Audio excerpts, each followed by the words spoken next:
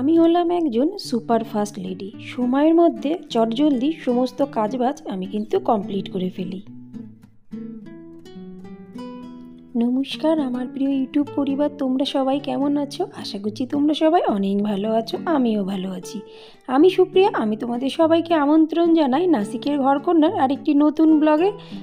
যে প্রান্ত থেকে আমার ভিডিওটি, আমার ব্লগটি দেখছো, আশা করছি তোমরাও সবাই অনেক ভালো আছো। ওয়াকিং করতে গেছিলাম, এই দেখো আমার হাতের মধ্যে কত ফুল নিয়ে এসেছি। এখানে কিন্তু এই ফুলগুলো আগাছার মতন হয়ে থাকে, কেউ কিন্তু পুজোও করে না, জানেই না যে নীলকণ্ঠ ফুল শিব ঠাকুরের একদম খুব পছন্দিদার ফুল। আমি গেলে ওই সাইডের দিকে যদি যাই, তাহলে আমি যেদিকে গাছ আছে সেই দিকে যদি আমি হাঁটতে যাই, আমি কিন্তু যখনই যাই তখনই ফুলগুলো থাকলে আমি নিয়ে আসি। কেউ কিছুই বলে না, কারণ তারা ভাবে আমি জংলি ফুল তুলছি। কেন কি বন্ধুরা, এখানে সবাই তো মারাঠি, সমস্ত সব নিয়ম রীতিনীতি সব কিছুই কিন্তু আলাদা, তাই জন্য ফুলের ব্যাপারটাও কিন্তু পুরোটা আলাদা। হেঁটে আসার পরে ওই যে আমার গরম জল আমি করে রেখে গেছিলাম, গুনগুনা গরম জল, আমার কিন্তু বেশ ভালো লাগে। শুধু যে শীতকালে খাই তা না, আমি কিন্তু 12 মাস এখন কিন্তু খেতে পারি। এই যে দেখো আমি সকাল সকাল কি করতে চলে এসেছি, এই গাছগুলোর মাটিগুলো আমি দেখছি 2-3 দিন ধরে কেমন টাইট টাইট হয়ে আছে। তো সেরকম তো কিছু নেই আমার কাছে মাটি খোঁড়ার জন্য, তাই কাঁটা চামচ নিয়ে এসে গাছগুলোর মাটিগুলো আমি একটু খুঁড়ে খুঁড়ে দিচ্ছি। গাছ পুঁতবো, গাছের যদি যত্ন না নিই তাহলে তার পোতার কি দরকারটা, এতে নাহলে মরে যাবে। ওই জন্য কিন্তু আমি আর সহ্য করতে পারলাম না, সকাল সকাল চা না খেয়ে কিন্তু আমি চলে এসেছি গাছের গোড়ার মাটিগুলোকে একটু খুঁড়ে দিতে। আর ওই যে এইগুলো একটু পরিষ্কার করবো, দেখো কী পরিমাণে নোংরা জমেছে। টেবিলের সামনেরটা যেখানটায় পটগুলো রাখি তার পাশটাতে প্রচুর পরিমাণে ধুলো বালি পাতালতাও কিন্তু আসে। শুধু যে অন্যের পাতালতা না, আমার গাছেরও পাতালতা কিন্তু এইখানে উড়ে বেড়ায়। তা যাই হোক, ওইগুলো কিন্তু গাছগাছালি ঠিক করার পরে একসাথে কিন্তু আমি করে ফেলবো। আর একটা কথা বলছি বন্ধুরা, এই যে আমি যে গরম জলটা খাই, গরম জলটা খাওয়ার পরে না চা খাওয়ার যে একটা নেশা অনেকটা কিন্তু কমে যায়। যারা সকালবেলা গরম জল খাও তারা কিন্তু এই জিনিসটা অবশ্যই লক্ষ্য করবে। নাহলে অন্য সময় কী হবে, যারা ধরো গরম জল খায় না, নর্মাল জল খায়, তারা কিন্তু সেই যে গরম চা খাওয়ার একটা নেশা থাকে না, কখন চা খাবো কখন চা খাবো। কিন্তু সকালবেলায় যদি 1 গ্লাস মতন গুনগুনা গরম জল খাও, চা খাওয়ার নেশাটা কিন্তু হট করে লাগে না। অনেকক্ষণ পরে কিন্তু চা খাওয়ার জন্য মনটা কেমন ছুকছুক করে। তা যাই হোক, গাছগুলোর গোড়াগুলো খোঁড়া হয়ে গেছে, আর এরপরে আমি এগুলো সমস্ত বারান্দাটা সুন্দর করে পরিষ্কার করব, তারপরে মুছবো। যেদিকে না তাকাবো সেদিকে অন্ধকার। আর আজকে আমি ভেবেই নিয়েছি চটজলদি সমস্ত কাজ করবই করব। কেন কি এখন হঠাৎ করে দেখতে পাচ্ছি সংক্রান্তির পরের থেকে না ঠান্ডাটা একটু কমে গেছে। যদিও আমি এখন সোয়েটার পরে আছি, কেন কি আমরা নাসিকে থাকি পুরো পাহাড়ি জায়গা, কিন্তু অন্যান্য দিনের তুলনায় আজকের ঠান্ডাটা কিন্তু অনেকটাই কম। গাছগাছালির গোড়াগুলোর দিকে আমি তাকাতেই পাচ্ছিলাম না, এত মাটি টাইট হয়ে গেছিলো যেন গাছগুলোর দিকে তাকালে আমাকে বলছিল একটু মাটিগুলো লুজ করে দে। যারা দেখবে একটু গাছপালা ভালোবাসে, যে কোনো জিনিসের দিকে যদি একটু মন দিয়ে দেখো না, তার ফিলিংসগুলো কিন্তু উপভোগ করা যায়। আমার তো সেরকমই মনে হয়। শুধু যে গাছের জীবন আছে আমরা বইতে পড়েছি তা না, যাদের বাড়িতে একটু গাছগাছালি আছে, বেশি না যদি অল্প একটুও থাকে, তাদের উপর একটু মায়া পড়ে যায়, যেরকম আমার। তা যাই হোক, গাছগাছালি ওখানে পরিষ্কার হয়ে গেছে, সুন্দর করে আমি বারান্দাটা ঝাঁটও দিয়ে নিয়েছি, কিন্তু এখনও মুছিনি। যখন পুরো ঘরটা মুছবো তখন বারান্দাটাও মুছে নেব। আর আজকে দেখো কি সুন্দর হালকা হালকা রোদ পড়েছে। কতদিন ধরে কিন্তু রোদের মুখটা আমি দেখতেই পাইনি, কিন্তু আজ কিন্তু বেশ সুন্দর ঝিকিমিকি কিন্তু রোদ পড়েছে বিছানার পরে। আর বিছানাগুলো কিন্তু আস্তে আস্তে একটু গরম হওয়া শুরুও হয়ে গেছে।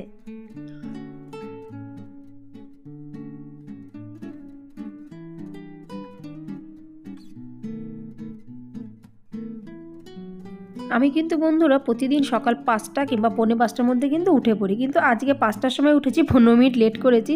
কেন কি আজকে যা টিফিন দিয়েছি ও তাড়াতাড়ি হয়ে যাবে। একটু ভেন্ডি ভাজা করেছি, কর্তামশাইয়ের জন্য কুমড়ো আলুর তরকারি করেছি, কোনোটাই কিন্তু বেশি টাইম লাগে না। আর আমি কিন্তু ভেন্ডিটা কালকে রাতে কেটে রেখে দিয়েছিলাম, কেন কি সকালবেলায় উঠে ভেন্ডি কাটাটা আমার পক্ষে একদমই সম্ভব না। কাল সুন্দর করে রাত্রিবেলায় ভেন্ডি কেটে আমি একটা বড় পটের মধ্যে রেখে দিয়েছি। তাহলে আজকে সকালবেলায় আমি ভেন্ডিটা ফটাফট ভেজে নিয়েছি। আর আমি কিন্তু এখানে যেহেতু নাসিকে থাকি, আমি কিন্তু মারাঠি ভেন্ডি মশলা বানাতে পারি, যেটা বানাতে গেলে রসুন ব্যবহার হয়। তোমাদের আমি একদিন দেখাবো, অবশ্যই তোমাদের ভালো লাগবে। আর সত্যি কথা বলতে বাচ্চাদের তো বিশাল ভালো লাগবে। আর তার মধ্যে পড়বে একটু লঙ্কা কুচি, দারুণ লাগে কিন্তু খেতে, বাচ্চা বলো বড় বলো। এই মারাঠিতে নাসিকে মারাঠি ভেন্ডি মশলাটা খুবই কিন্তু বিখ্যাত। আর হলো বেঙ্গন মশলা, কিন্তু বেঙ্গন মশলা আমি খেতে পারি, এখনও বানানোটা শিখিনি। যাই হোক, গাছগাছালিতেও আমি জল দিয়ে দিচ্ছি। আর এই কম্পিউটারের টেবিলটার অবস্থা দেখো, মনে হচ্ছে কত জীবন এটার পরে পরিষ্কার পরিচ্ছন্ন তো করাই হয়নি, সহ্য করা গেল না। ফটাফট চলে এসেছি কম্পিউটার টেবিল থেকে সমস্ত বইপত্র জায়গায় রাখতে। সমস্ত কিন্তু সব মেয়েদের বই। আবার বলে, মাম্মা কম্পিউটার টেবিল একটু পরিষ্কার পরিষ্কার রেখে যেও তো। মানে আমি করব, তাও আবার অর্ডারও দিয়ে যাবে যাওয়ার সময়। তা যাই হোক, ওরা তো করতে পারে না এসব। কম্পিউটার টেবিলটা কিন্তু আমি সুন্দর করে পরিষ্কার করলাম। আর এখন এসে গেছি ঠাকুর ঘরে এই কাজগুলো একটু পরিষ্কার করতে। সবসময় ঠাকুর ঘরের কাজ আমি খুলি না, কারণ কি এই দিকটা থেকে না প্রচণ্ড পরিমাণে হাওয়া আসে, আর তার সাথে সাথে ধুলোবালিও কিন্তু চলে আসে। যেহেতু ঠাকুরের ঘর পুজো পার্বণ করি, ওই জন্য কাজগুলোকে আমি বন্ধ রাখি। আর এখানে পর্দা দিয়ে দিয়েছি, পর্দাটা আমি সবসময় টানাই রাখি।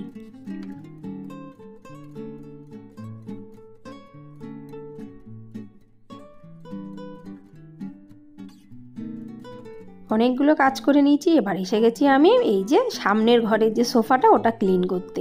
এটা যেরকম আমি প্রতিদিন বিছানা ক্লিন করি, আমি কেন সবাই করি, সেরকম কিন্তু এই ক্লিন করাটাও আমার ডেলি রুটিনের মধ্যে পড়ে।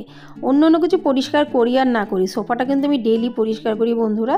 কেন কি সোফার উপরে বসে দুনিয়ার কাজবাজ করা হয়, পড়তে বসা, টিভি দেখা, মুড়ি চানাচুর খাওয়া, চা খাওয়া, দুনিয়ার কাজ কিন্তু এই সোফাটার মধ্যেই হয়। সোফা ছাড়ার জন্য কিছুই চলে না। আমি তাই মাঝে মাঝে ভাবি, যখন সোফা ছিল না তখন আমরা কি করেছি, নিচে তো মাদুরপোতে বসে আমরা চা খেতাম, মুড়ি চানাচুর খেতাম, বই পড়তাম, তখন তো দিব্যি হতো। এখন সোফাটা এসেছে বলে ওর উপরে সমস্ত উৎপাত। আজ কিন্তু আমি বেশি জামা কাপড় ধুইনি, অল্প কটাই কিন্তু জামা কাপড় ছিল। প্রথমে ভাবছিলাম ধোবো না, তারপর ভাবলাম না, বেকার রেখে লাভ নেই, এই কটা ধুয়েই ফেলি। কেন কি আজকে তো হারু অনেকগুলো জামা কাপড় জমবে, তো অল্প অল্প করে ধুয়েই ফেলি। তারপরে এসে গেছি রান্নাঘরে এসে কিন্তু সবার প্রথমে আমি রুটি বানাবো। আমি কিন্তু দারুণ রুটি বানানো শিখে গেছি। আগে আমার রুটি বানানোটা অতীব জঘন্য হতো, শুধু গরম গরম অবস্থাতেই খাওয়া যেত। ঠান্ডা হয়ে গেলে কিন্তু পাঁপড়ের মতো শক্ত হয়ে যেত, একদমই পারতাম না। এখন কিন্তু আমি বেশ ভালো রুটি পারি, কিন্তু এই যে মাঝে মধ্যে রুটিগুলো এত বাজে হয়ে যায়, আজ কিন্তু রুটিটা বেশি একটা ভালো হয়নি। দেখো বন্ধুরা, আমি কিন্তু পুরো এক প্লেট ভর্তি সিদ্ধ সয়াবিন নিয়েছি। আজকে আমি বানাবো সয়াবিন ঝুরি। এটা একটা মহারাষ্ট্রিয়ান ডিশ, মানে মারাঠি ডিশ, দারুণ লাগে খেতে। দেখো সয়াবিনগুলোকে মিক্সির মধ্যে দেওয়ার পরে কেমন কুচি কুচি হয়ে গেছে না, ঝিরঝিরে টাইপের। এরপরে আমি এটাকে দারুণ করে বানাবো। তাই এটা করতে গেলে বেশ খানিকটা কিন্তু পেঁয়াজ লাগবে, আর একটা বড় টমেটো লাগবে। তা আমি অনেকগুলো পেঁয়াজ আর টমেটো নিয়ে বসে পড়েছি বারান্দায়। হালকা হালকা হাওয়া হচ্ছে, বেশ ভালো লাগছে কিন্তু। আর তার সাথে আমি চালিয়ে দিয়েছি মোবাইলে গান শুনতে শুনতে সবজি কাটতে আমার কিন্তু দারুণ লাগে। সবজি কাটা কেন, যে কোনো কাজবাজ কিন্তু গান শুনতে শুনতে করতে আমার বেশ ভালো লাগে। আজকে যে ডিশটা বানাচ্ছি সয়াবিন ঝুরি, এটা কিন্তু বাচ্চাদের টিফিনে দিলে বাচ্চারা চেটে পুচে খাবে। এমনকি কর্তামশাইকেও যখন দিই, কর্তামশাইয়ের কিন্তু খুব পছন্দ হয়। এটা নর্মাল ভাতের সাথে কিন্তু অতটা ভালো লাগে না, রুটির সাথেই কিন্তু বেশি ভালো লাগে। ওই জন্য কিন্তু আমি সকালবেলায় অনেকটা কিন্তু রুটি বানালাম, 4টে রুটি বানিয়ে ফেলেছি। ভাত আমি আজকে করব না, কেন কি সয়াবিন এই ঝুরির সাথে ভাত একদমই ভালো লাগবে না। ফ্রাইড রাইস কিন্তু ভালো লাগবে বন্ধুরা, কেন কি এটা একদম কষা কষা ঝুরো ঝুরো টাইপের তো, আর খেতে কিন্তু দারুণ। সমস্ত রকমের মশলা কিন্তু আমি এর ভেতরে দিয়েছি। আর এই দেখো, একটু কিন্তু কড়ার সাথে লেগে থাকবে না, পুরো কিন্তু কড়ার থেকে পুরো উঠে উঠে আসছে। আর আমি যে খুব বেশি পরিমাণে মশলা ইউজ করি কিংবা তেল ইউজ করি তা কিন্তু না, ভিডিও দেখলে তোমরা বুঝতেই পেরে যাও। আর এই দেখো, পুরো এক বাটি কিন্তু সয়াবিন ঝুরি পুরো রেডি হয়ে গেছে। আর এর কালারটা দেখছো, খেতেও কিন্তু দারুণ। আমার কিন্তু এখন বাসন মাজাটা বাকি আছে, রান্নার আর কিছু নেই, সমস্ত রান্না করা হয়ে গেলো। বেশি তো রান্না করলাম না, শুধু সয়াবিন ঝুরি করলাম আর রুটি করলাম। এটাই আজকে কিন্তু আমাদের দুপুরের খাবার। মাটিদের সাথে থেকে থেকে আমরাও কিন্তু খানিকটা মারাঠি স্টাইলটা ধরেই ফেলেছি। কিন্তু খাওয়া দাওয়া সবসময় যে বাঙালিয়ানার খেতে হবে তা না, পেটটা ভরা নিয়ে কথা আমার কাছে। তা যাই হোক, এই দেখো এখন কিন্তু আমি বসে গেছি একটু গান বাজনা করতে।